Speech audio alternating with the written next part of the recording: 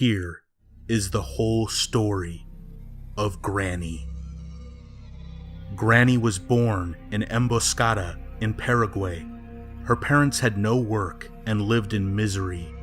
To earn some money, her father went into drug trafficking. But you know, the criminal world always leads to disaster. At the age of 10, Granny's father came home with a lot of cash. He said he finished a job and that they could finally live decently. They moved in Romania, in a house in the middle of the plains. They lived in isolation for 5 years, and Granny was not allowed to go to school. Granny's father never told her the truth. He had stolen a briefcase full of money from Bolivian traffickers during a drug exchange.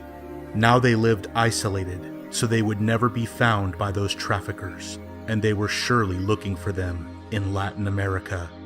So to avoid contact with the outside as much as possible, they had false documents, they didn't drive, and Granny didn't go to school. Her mother taught her the English language at home, but one day, while they were eating, a group of men with their faces covered entered their home. Granny was 15 years old and was scared. These men had Kalashnikov. One of the men, the largest, approached the table, looking at her father. He was probably the boss. He asked her father, "Where is the money?" Her father replied, "I'm going to take it. It's there in the drawer." Her father got out of his chair, went to the drawer, and then took a baseball bat. At full speed, he ran to the leader of the group and hit his head with the bat. The man fell unconscious on the ground, while the other terrorists started shooting her father and her mother. Granny wasted no time. She passed through a small hole behind the sofa, and she ran away in the forest crying. Behind her, she could hear the terrorists following her. She kept running through the trees without knowing where she was going. After 20 minutes, she stopped and rested. They were no longer following her. She was in the middle of Romania with no idea what she would have done. At one point, she found a dark mansion. It certainly seemed abandoned. She entered and saw no one. She only saw paintings stuck in a dark corridor. Then she found in the room a man and a woman eating. The man was named Charlie, and his wife, Ava. He was an Italian painter and very warmly welcomed Granny, who ate carbonara pasta with them and told him all her story. Charlie and Ava were shocked. They decided that the next day they would report everything to the police, but they didn't know they never would. There was Krasue in that mansion, the previous wife of Charlie, that was waiting for them to fall asleep, to kill them. That night, while Granny, Charlie, and Ava were sleeping, Krasue started to issue moans and weird sounds through the walls. Granny woke up, opened the door, and saw Krasue. That terrifying floating head looked at her for a few seconds and said, "Run!" Granny ran away from the mansion, leaving behind those terrifying screams. Krasue had spared her because she only wanted one thing: take revenge by killing Charlie and his wife. While Krasue killed Charlie, who would later become the ghost of the mansion, Granny ran into the forest. She managed to get to a road where she fell asleep. The following morning, she was found by the police, who asked her some questions. Granny confessed everything, but said nothing about what had happened in the mansion. Therefore, she was entrusted to an orphanage where she grew up and where she came of age. When she was 18, she started working in a bar and put money aside. One day, she returned to her home in the middle of the woods. The house had been nearly destroyed since they killed her parents, but it was still there. She went inside and saw the bat with which her father hit the terrorist chief. She took it and took it away. Granny was very good at talking to people and managed to have a job as a cook in a luxury restaurant, so she started putting aside a lot of money. There, she also met a very kind waiter, Grandpa. After a few months, they got engaged. Granny and Grandpa worked hard to rebuild the home of Granny's parents. She also hung her childhood drawings on the wall. They were still there. Granny and Grandpa married. Grandpa started to work as a carpenter. They spent their wedding years in the same house.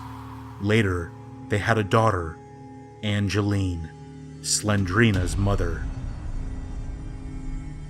One day, Grandpa, exploring the places near Granny's house, discovered a mansion.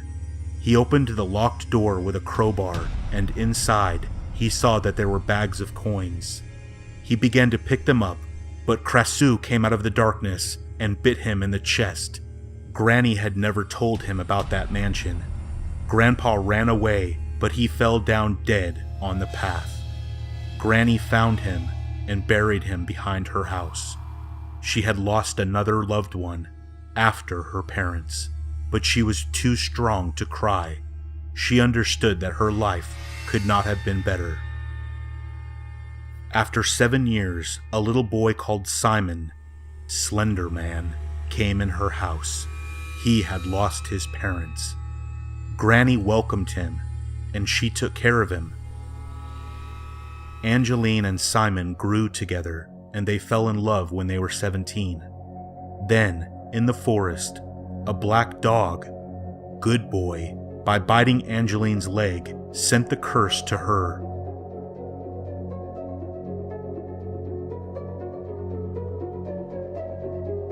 Then they moved and had a daughter, Slendrina. Granny loved Slendrina very much and gave her a teddy bear, but when Slendrina was 14 years old, the curse occurred. Simon became Slender Man. Slendrina and Slendrina's mother became ghosts and began to haunt old houses. Granny had lost her family again.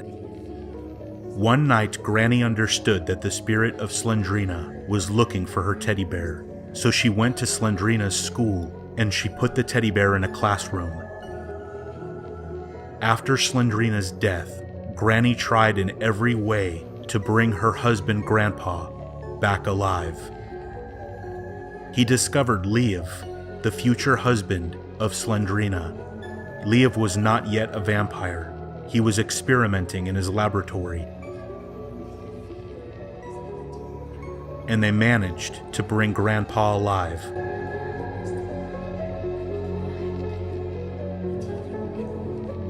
But he was strange. He looked like a zombie. After a while, Granny decided to take him in an old nursing home in Bulgaria. Then the disgrace of the castle happened, and Granny transformed into a zombie. She went to get Slendrina's diary and the teddy bear. To protect Slendrina's diary, Granny turned her house into a trap with puzzles and riddles to torture and kill any victim.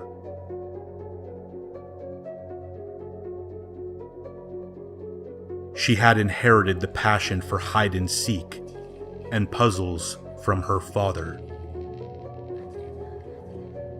She killed and tortured a lot of people with her father's bat because she saw them as enemies, thinking that they knew the secret of Slendrina.